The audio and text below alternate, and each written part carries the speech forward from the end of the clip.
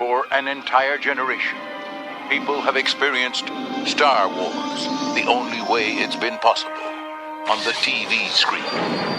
But if you've only seen it this way, you haven't seen it at all.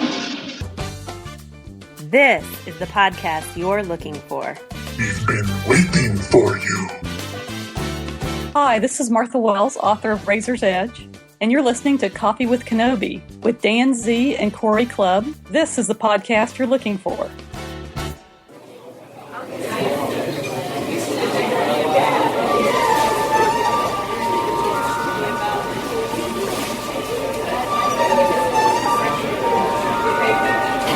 Your insight serves you well.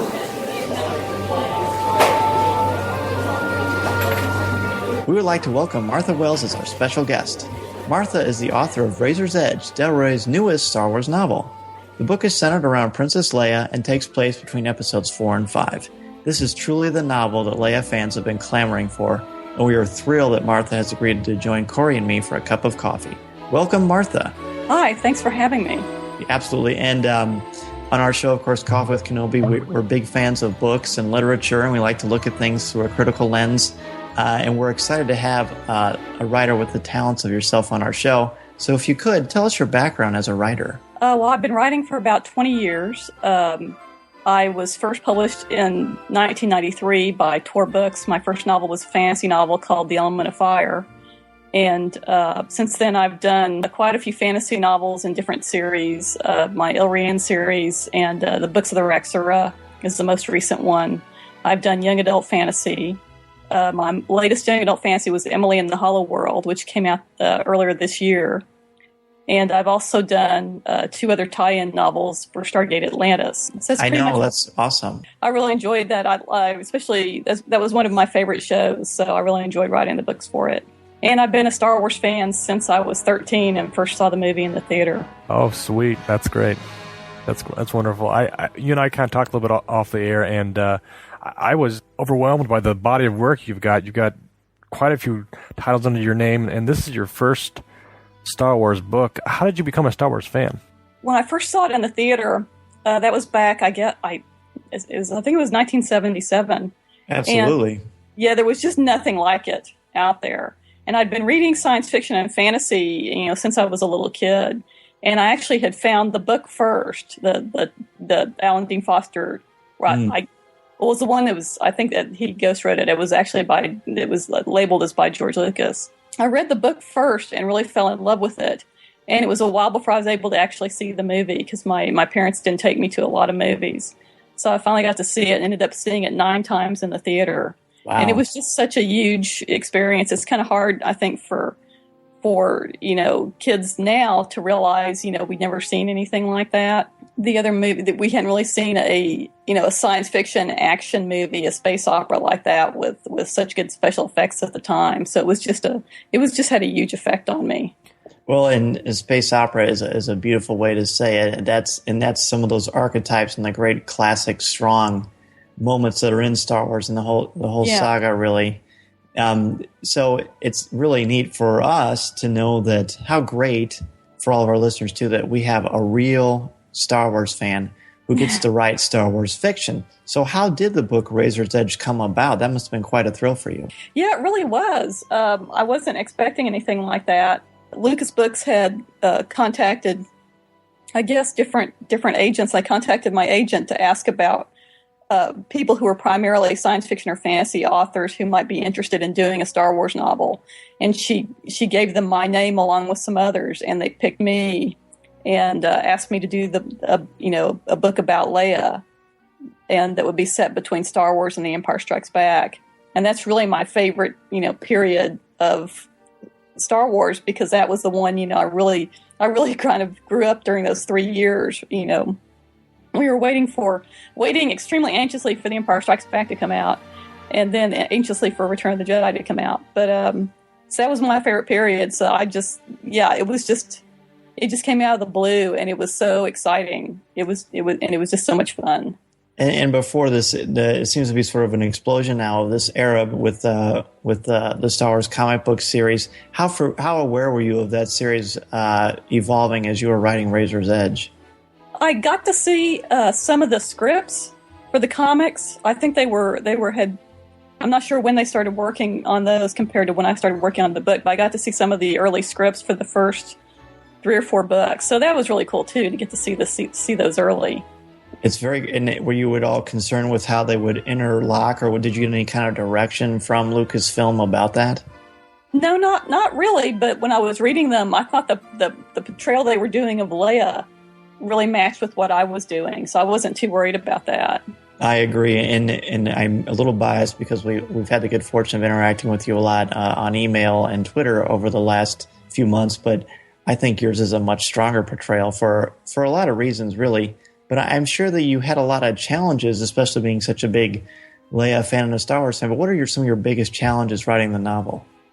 Well, I wanted to get her right, and I wanted to really go deeply into the issue of how she felt about Alderaan. And that's it's such a big thing. And I think it's really hard for basically somebody like me to contemplate. I've never had a huge disaster like that in my life.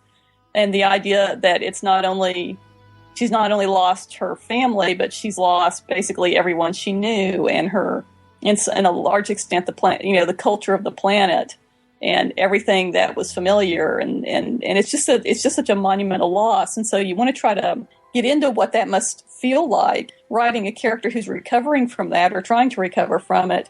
But you also have to remember that it's an action novel, and you don't want to, bog it down too much. You want to make the character feel realistic and like and like she's experiencing these things, but you don't want to make it all about that. Sure, you don't want to stay free of the Bella angst, and where everyone is constantly, pining and sad, and time because of these things that have happened, and yeah, exactly.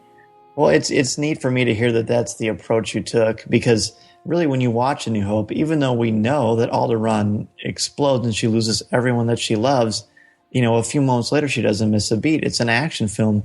But your novel has this amazing ability of showing that Leia kept it all inside, because it reminds me actually of Sir Gawain in The Green Knight. When the Green Knight shows up, he frightens everyone, and Arthur is frightened, but he keeps it inside because he knows he has to be calm because he's a leader and everyone looks to him. Leia is such a strong figure and one of the stronger female role models and heroines in all of literature. So the fact that you dive into that and still let her be tough and vulnerable at the same time is a real strength, I think.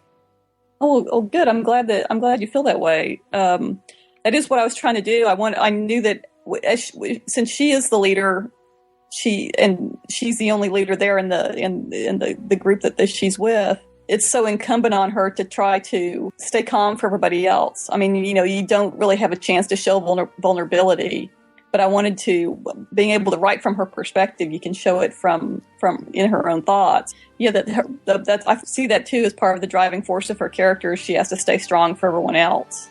Mm-hmm. And you see that vulnerability that, sometimes she doesn't really want to, but she doesn't really have a choice. At least that's how she perceives it, which adds some depth and dimension to her. Yeah, it just sort of comes out involuntarily sometimes. The depth you go into with these characters is so well done, and I can't imagine the mindset you had to have to be able to get into that, because it is a difficult thing to do, I think, because like you said, you kind of wrapped up into the comic books that were out at the time, and obviously our mindset going into it. What did you do to get in those characters' heads as far as decisions they were making, or obviously some of the emotions they're going through? How did that work for you? Well, it's kind of the same ways when I write my original characters, and I know these characters so well. I mean, it's like I feel like I grew up with these characters, so like a lot of other people my age did, who were big Star Wars fans. So it really wasn't that difficult. It's sort of like I watched A New Hope again to kind of get back into it. It had been a while since I watched it. They just sort of all fell right back into place, because I just spent so much time as a high school student and a college student, writing fanfic and talking to people about Star Wars and my friends and everything, and we played the records, and we did this, and we read all the few books that were available, the Brian Daley books, and that that were written back then. So it wasn't really hard to kind of get back into that world. I think too, when I was reading this book, I didn't know what to expect at first because I didn't know much about it. And as I began to read it, we obviously get back into these characters, and I had this feeling kind of cover me. I've been watching the new Battlestar Galactica that came out a couple years ago, and it reminded me of that a little bit. Kind of like these friends and this group of survivors are almost, on their own, going through space, the unknown, and all they have is each other. And I it really kind of went back to that. And I was like, wow, she's really pulls off really well. So kudos to you. That was really good. Well, thank you. Well, is that actually? I'm happy that he brought that up. I didn't make that connection. Shame on me, being a literature teacher, a teacher of literature, not making that connection. But Martha, is Battlestar Galactica? Are you a fan of that? There's some interesting characters in there? I could definitely see you writing some Battlestar Galactica fiction as well. Well, I watched it when it first came on, the first version of it years ago, and it was one of my favorite shows. And I think I was just the right age for when it hit. And then we went the new version. I watched that with my friend, my husband, and my friends, and we enjoyed that a lot. I also think the idea of a group isolated, by themselves in a situation like that in space is also Stargate Atlantis too, which was again one of my Stargate S1 was one of my big favorites, and Atlantis I think I enjoyed even more. So yeah, that is kind of a scenario I like with a sort of a group that's where everyone has to depend on each other. It's kind of a found family. And so that is something I really like to do. And that's probably one of the reasons why I wanted to set the book like this instead of on a rebel base or something. I wanted to set it with a smaller group of people, basically. Well, and in hearing you describe it too, it made me realize the connection to Firefly as well. Yeah, Firefly is another favorite, yeah. Well, and being a big Star Wars fan and writing fan fiction and things of that nature, what the Star Wars community, what Star Wars fandom is like, and the expectations. And when word got out that there was going to be a Princess Leia centered novel, I'm sure clearly you're a talented writer. But if it were me, I would think, oh my goodness, there are a lot of people that are expecting a lot out of this, especially when it comes with the characterization of Han, Luke, and Leia. Corey and I have talked a lot about this, how a lot of expanded universe novels that come out, they don't always catch our eye when it comes to the original trilogy, because I don't always feel like people capture the essence of those characters. But you pulled it off beautifully. How did you approach that, and with all those big expectations that were out there? Well, thank you. And it was very nerve-wracking. I was very worried about that. I don't remember feeling particularly confident about it at all. But the more I wrote them, again, the more familiar it felt. To me, it felt like just familiar ground once I got back into it, because I was such a huge fan, and really I spent so much time, thinking about these characters and coming up with stories for them. Through the whole, probably about 10 years, it was a big fandom for me. At least 10 years actively. And then I got out of it for a bit and then ended up getting back into it when fandom started to move more onto the internet. So I was able to talk to a lot of my friends, in email and on mailing lists a lot. So we kind of I got back more into Star Wars again. Yeah, it was just, again, it just felt like these were such familiar characters. I won't say it was easy, but it was not as hard as I thought it was going to be getting back into it. It just everything just kind of fell into place again.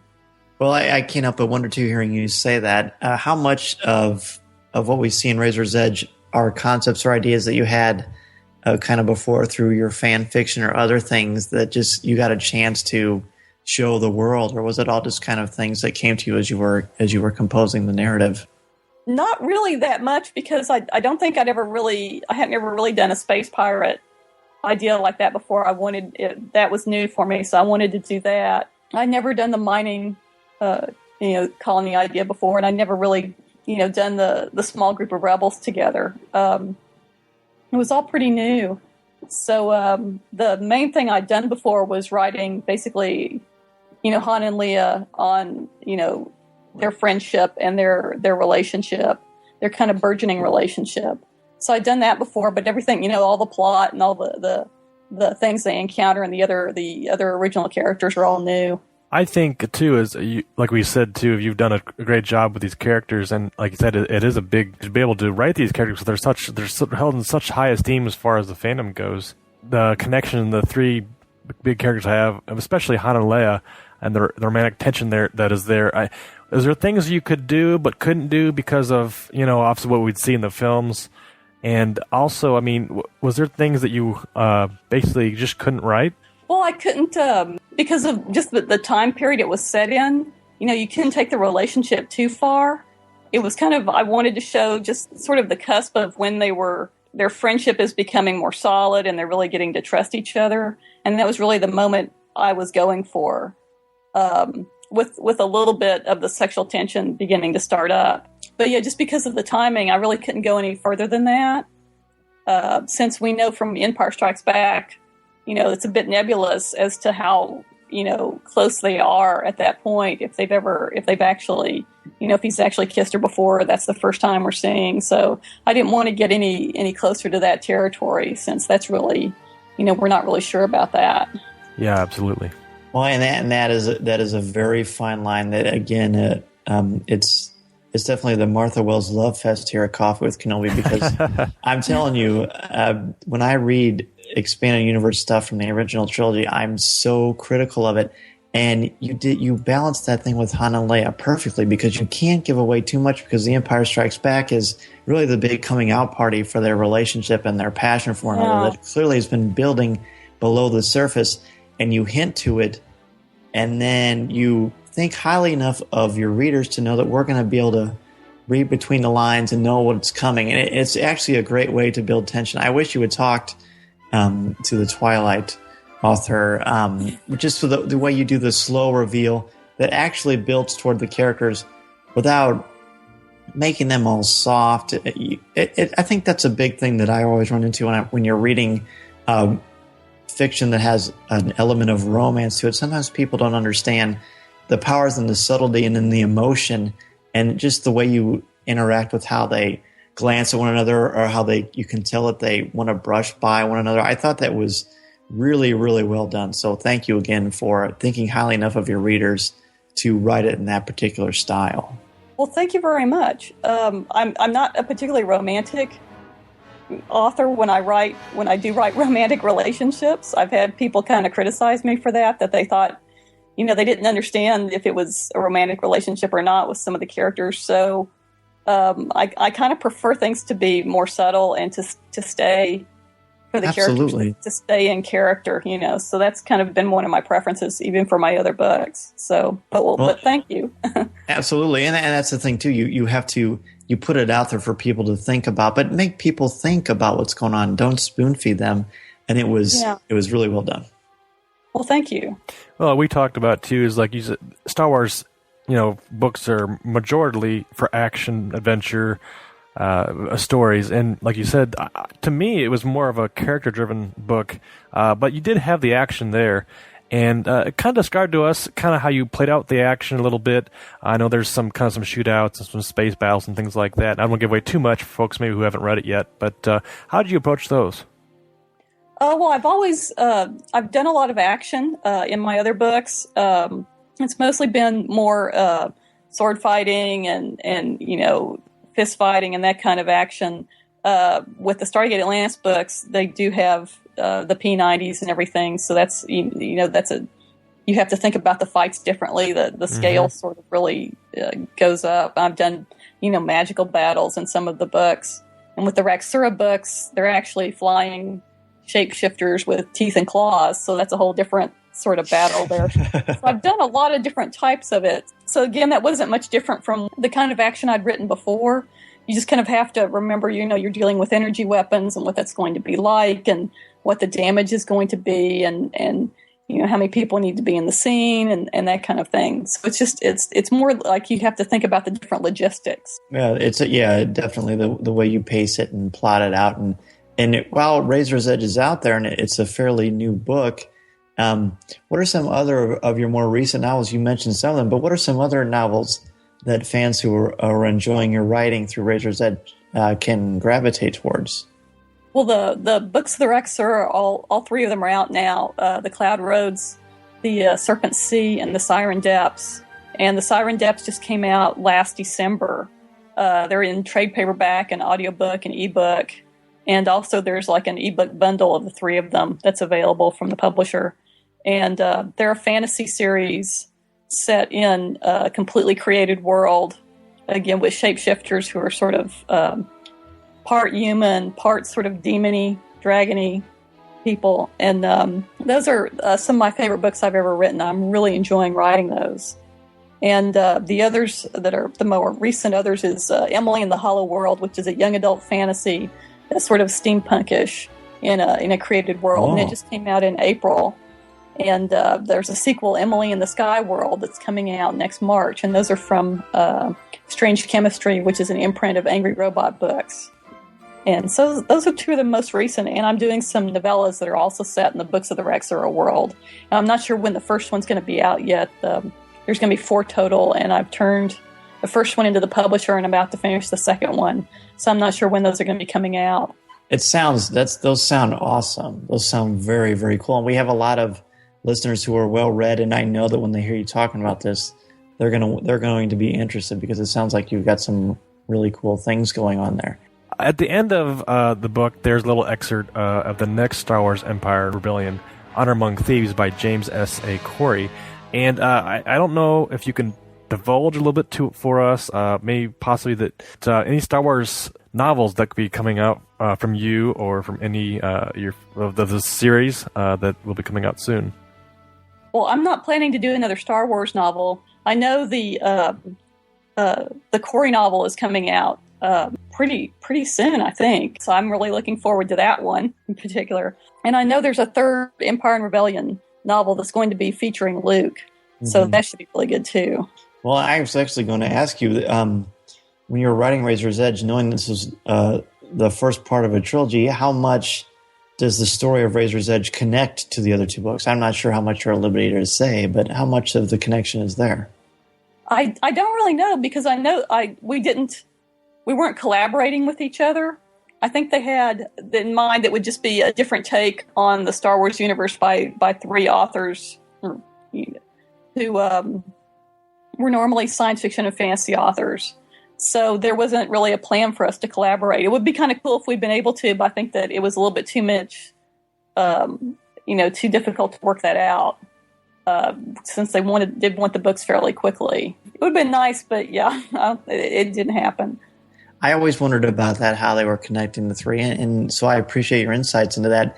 No Star Wars books in your future right now? No, not right now. Get back to fantasy is really my first love, so I want to really get back into that more. That makes sense. And well, I'm sure your readers will appreciate that because just the way you're telling us now about how these stories are developing sounds very, very exciting. Of course, though, since we are a Star Wars podcast, we do hope that we will see you approach the Star Wars universe sometime in the near future. I'd love to see you write a Padme-centered novel, personally. Oh, yeah, that would be kind of cool. Well, I was going to say, I was a little disappointed to hear that, I will say, that we don't hear anything from you. Maybe not. We don't know. So. You know those Star Wars fans. So, Martha, again, thank you so much for being so generous with your time. And listeners, she really was tremendous helping us. Corey and I, all 3 of us, Martha, we all have very hectic schedules. So Martha was so willing to work with us, and we appreciate that so much. And Martha, before we let you go, we do have 5 questions that we like to ask all of our guests here at Coffee with Kenobi. They're just basic 1-word, 1-sentence kind of things, kind of quick hits to show the connectivity with Star Wars fan and fandom and Star Wars celebrities like yourself. So I'll go ahead and ask you the first one. What is your favorite Star Wars film? New Hope, definitely. Okay. Your favorite Star Wars character? Leia. Gee, okay, yeah. I could have guessed that, but let's go ahead. Yeah. What is your favorite line of dialogue or film moment? Oh, gosh. Actually, it's a Han moment when he's in the detention center and he's doing the whole, we're all right here. How are you? That was just such a funny moment during that scene. But yeah, that's it. It's like A Star Is Born. You can see Harrison Ford coming into his own. The scenes that are there. Really can.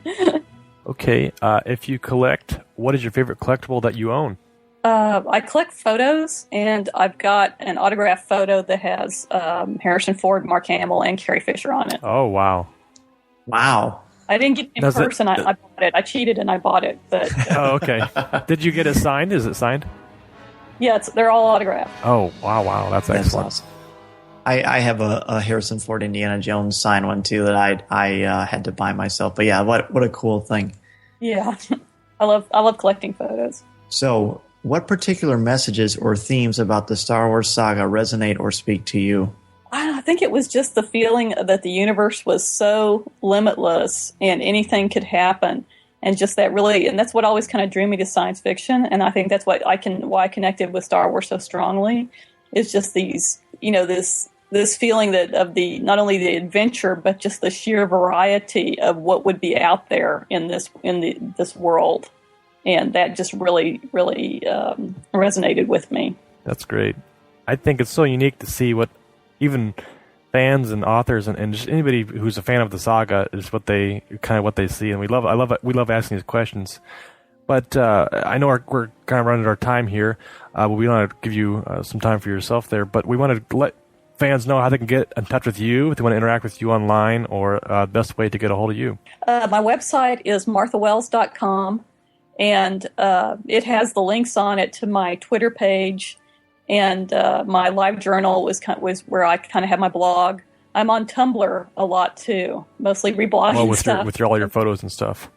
Yeah, that's great. And so, basically my website is the best place to start from, and it's got the links to the other places. We'll definitely put a link to that in our show notes. And listeners, definitely thank you again, Martha Wells, so much for coming on Coffee with Kenobi and sharing a cup of coffee with us. I hope you enjoyed your coffee. It was a special brew that we have for all of our guests here.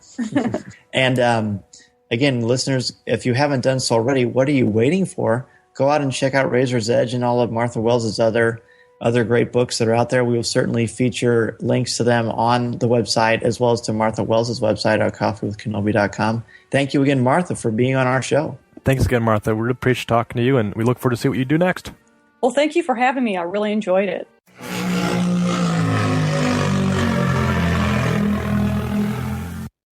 Our topic for show number 9 is the proper viewing order in which to view Star Wars Saga. In what order do you think George Lucas' vision is properly presented? Does it matter if you are a first-time viewer or Star Wars veteran? How does it enhance or detract based on sequence? And how do you incorporate the Clone Wars? This is a perfect topic for us to have our good friend of our show, Craig Dickinson, as he incorporates this very ideology into his classroom setting. So we're really going to look at this. There are a number of theories about the correct order of how to view the Star Wars films. So please send in your thoughts and topics, and we'll be happy to share them on our next show.